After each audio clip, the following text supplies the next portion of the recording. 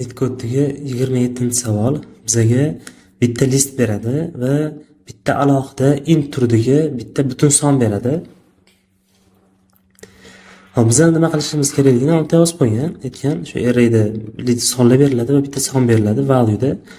Biza list ichidan haligi bergan bitta dona alohida soni bor-ku, o'sha sonlarni o'chirib tashlashimiz kerak. Va ular o'chib ketgandan keyin orada bo'shliqlar paydo bo'ladi-yu. O'ng tarafdagi haligi shu oradagi bo'shliqlarni haligi o'ng tarafdagi sonlarni surib to'ldirishimiz kerak. Ya'ni list ichidan sonlarni chiqarib tashlashimiz kerak. Ma'lum bitta sonni chiqarib tashlashimiz kerak. Masalan, 3 desa list ichida bironta 3 qolmasligi kerak. 3 o'chib ketgan joylarni to'ldirib qo'yish uchun biz haligi list ichidagi sonlarni chap tarafga yig'ishimiz kerak hammasini. Xo'p. Taxminan anaqa. Masalan, 32 23 degan value 3 bergan. Biz hamma uchlarni tozalab tashlashimiz kerak. Uchlar chiqib ketsa, mana 3 o'rni bo'sh bo'lib qoladi, bu o'rin bo'sh bo'lib qoladi. Ikkala shunda mana bitta bo'shlik bor-ku, chap tarafga bitta suriladi. Shunaqa ma'lum holatga kelib qoladi. Va biz qaytaradigan natijamiz nechta son haligi mana shu bergan soniga tengmas. Ya'ni misol uchun 3 deb berdimmi? 3 ga tengmas bo'lgan nechta son bor? Qaysi sonlar bor? 2 ta 2 bor, to'g'rimi? O'shanga 2 qaytaramiz. Misol uchun mana bu yerda ham uzunroq list berganda bizga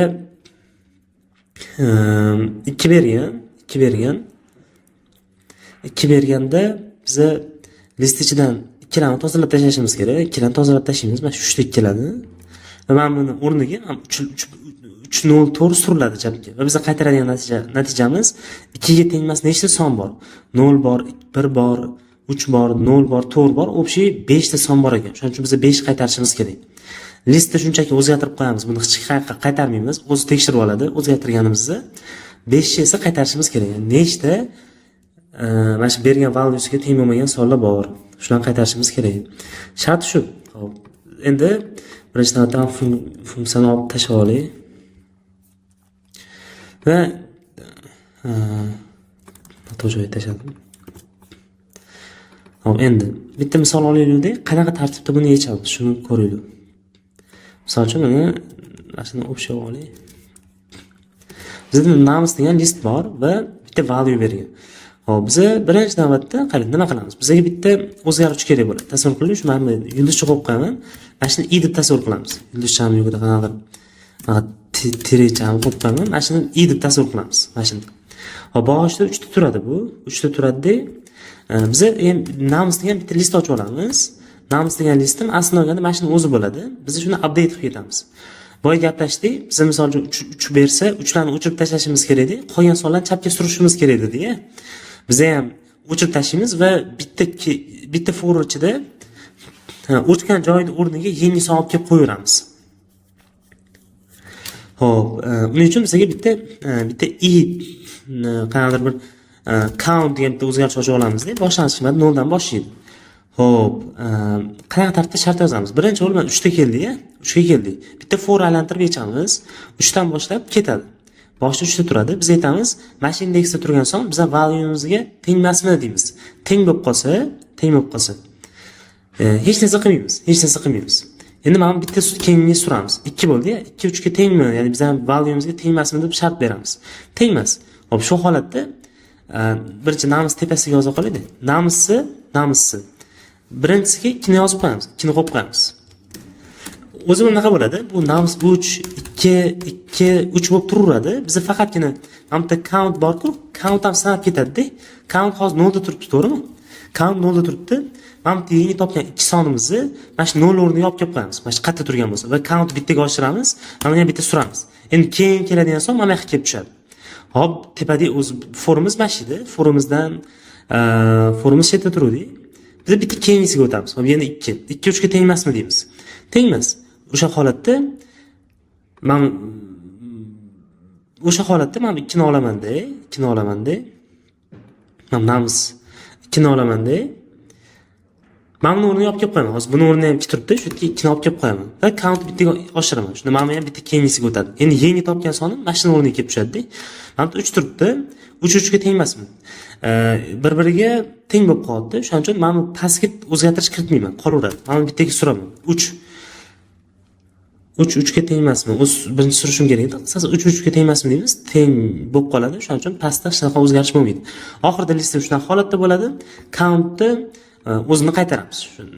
Count o'zini qaytaramiz. Count ham bizga sanab ketadi-da, nechta shu men value ga teng bo'lmagan sonlar bor. O'sha sonlarni sonini ham sanab ketadi.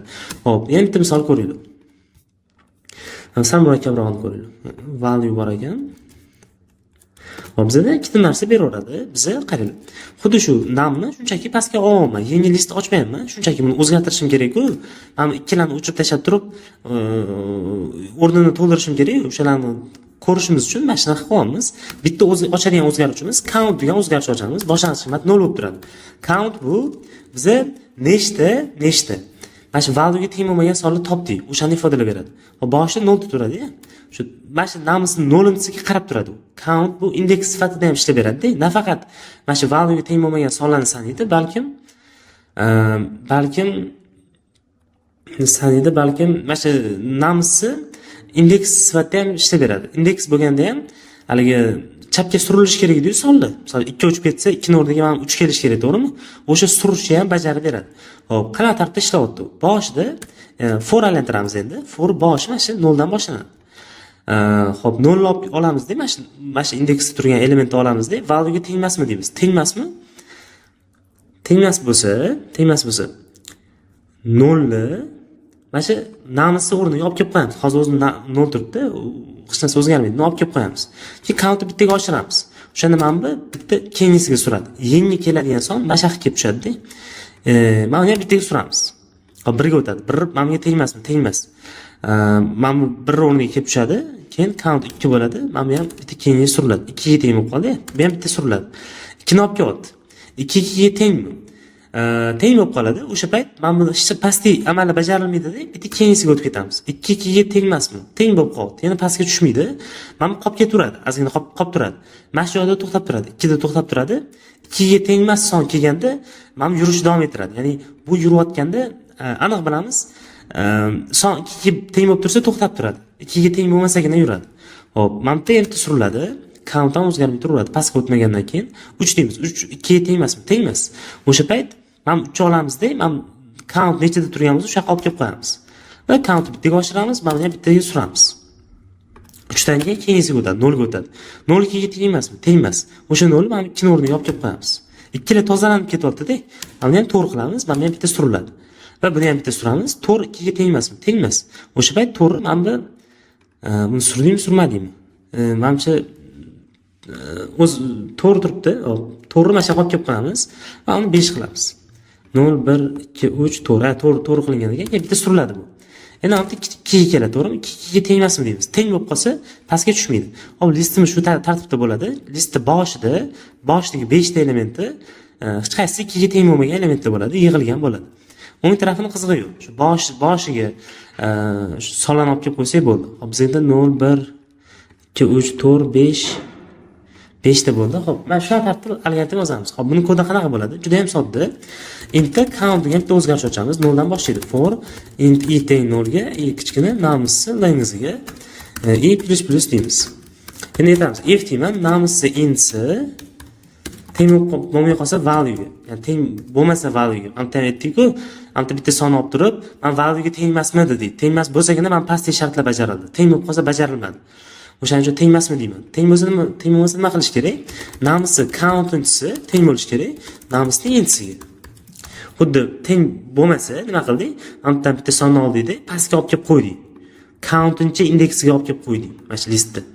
Xuddi shunaqa qilamiz. Namisi count'inchi elementi teng bo'lsin, hozir topgan value ga teng bo'lmagan elementimga va bundan keyin count'ni bittaga oshirib qo'yamiz. Va oxirida return qilaman count. Xo'p, mana shuni tashlab ko'ramiz, qani. Hop, submit qilsam.